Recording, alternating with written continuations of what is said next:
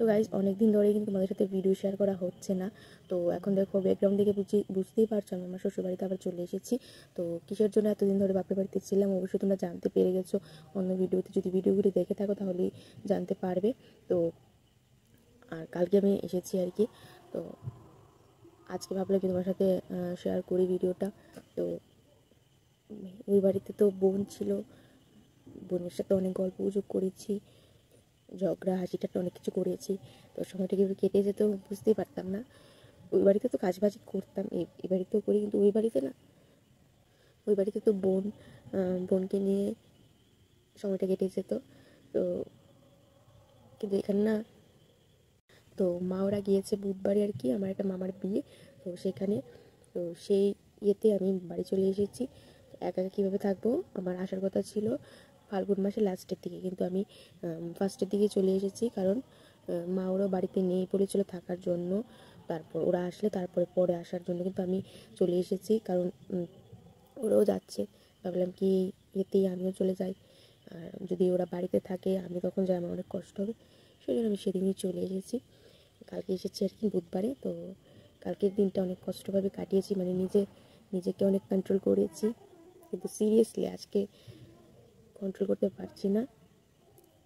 অনেক চেষ্টা করছি আর কি নিজেকে কন্ট্রোল করার, পারছি না। মানে এই টাইমটাতে তো বোনের সাথে অনেক গল্প গুজব অনেক কিছু করেছি। তো এই টাইমটাতে প্রচণ্ড পরিমাণে মনে পড়ছে আর কি, সন্ধ্যের টাইমটাতে।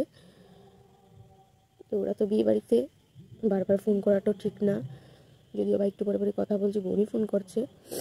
বোন ওরা না বিয়ে বাড়িতে কান্না করছে। এতটা পরিমাণে কষ্ট হতো না, যেহেতু বিগত 5 মাস ধরে আমি ওই বাড়িতে, ওই আগের মতো একটা মায়া হয়ে গেছে এখন না। মানে এই টাইমটাতে প্রচণ্ড মনে পড়ছে, প্রচণ্ড, যা মুখে বলে প্রকাশ করার মতন না।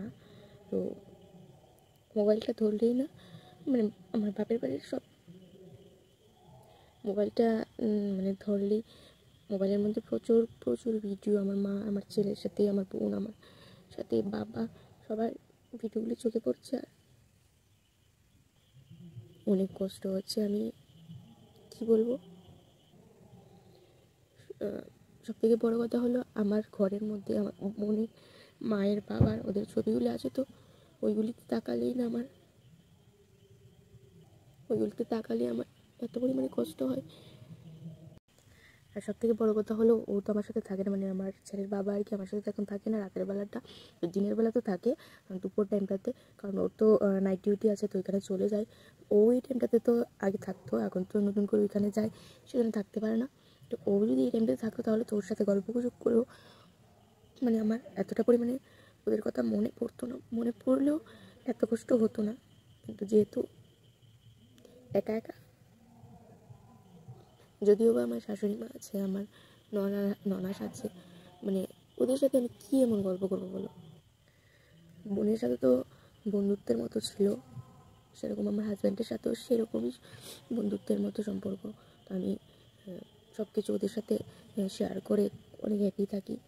তো অনেক হাসি ঠাট্টা মজা খেলা যেরকম বোনের সাথেও হয়, সেরকম কিন্তু আমার হাজব্যান্ডের সাথেও হয়। তো যেহেতু ও এই টাইমটাতে নেই, ওদের কথা আরও বেশি মনে পড়ছে, কী বলবো, মানে বলে বোঝাতে পারবো না। আর যতবার আমার ছেলের দিকে তাকাচ্ছি আরও কষ্ট হচ্ছে। আমার মা না আসার সময় বলেছিল যে যা কিছুই করিস তুই না খেয়েও থাকলে কোনো অসুবিধা নেই, কিন্তু ওকে একদম কান্না করাবি না, ও যাতে একটু না কান্না করে, সমস্ত কাজ বাদ দিয়ে তুই ওর দিকে দেখবি বলে দিয়েছি। আর ওর দিকে যখন তাকাই না, আমি জানি সব মেয়েদেরই একই রকম, মা বাবাকে ছেড়ে চলে আসে, কতটা কষ্ট হয় প্রত্যেকটা মেয়েই বুঝতে পারো। কিন্তু কী করবো বলো, আমাদের জীবনটা এরকম, যেখানে সেখানে জন্ম হয়েছে, যেখান থেকে বড় হয়েছি, সেখানের কোনো ইয়ে নেই, ওইখানে আমরা অতিথি, সেটাই। কিন্তু অনেক সময় না নিজেকে কন্ট্রোল করা যায় না, কিছু কিছু সময় করে ফেলি, কিন্তু এক এক সময় না কন্ট্রোল হয় না, তখন অনেক কষ্ট হয়। তোমরা কিছু মনে করো না, সত্যি মনের এরকম কষ্ট কারোর সাথে শেয়ার না করলে না থাকা যায় না। কি বলবো, আমার ছেলে এখন ঘুমিয়ে আছে, ওকে ঘুম পাড়িয়েছি। তো দুদিন ধরে তো ভিডিওরই কিছুই করছি না, কারণ মন মেজাজ একদমই ভালো নয়। কি বলবো, তাও আজকে একটু ভিডিও করেছি, অল্প একটু ভাবলাম কি ভিডিও পোস্ট না করলে তো হবে না, তো সেই জন্য করেছি। প্রচণ্ড মিস করছি আমি আমার মা বাবা বোন সবাই। আমার কাকুর মেয়েটাকে ফোন করে এমাত্র একটু কথা বললাম, ওর কথা শুনে আমার, তো যাকে চলো আর কিছু বলছি না, যত বলবো যত ভাববো আর বেশি কষ্ট হবে। চলো,